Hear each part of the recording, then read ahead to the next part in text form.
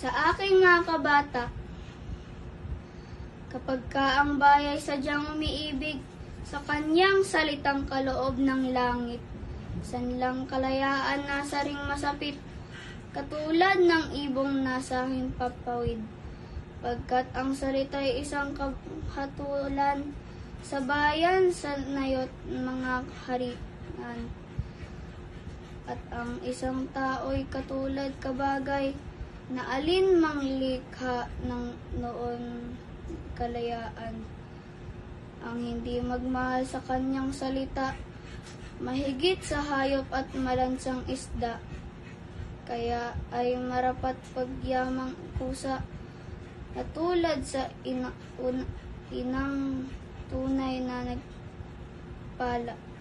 Ang wikang Tagalog tulad din sa Latin, sa Ingles, Kastila at salitang anghel.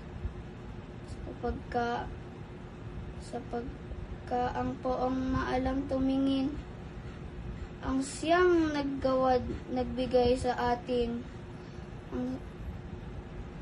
ang salita nati huwad din sa iba, sa may alfabeto at sariling letra, na kaya nawalay dinatnan ng sigwa ang lunday sa lawa noong dakong una. Sa aking mga kabata,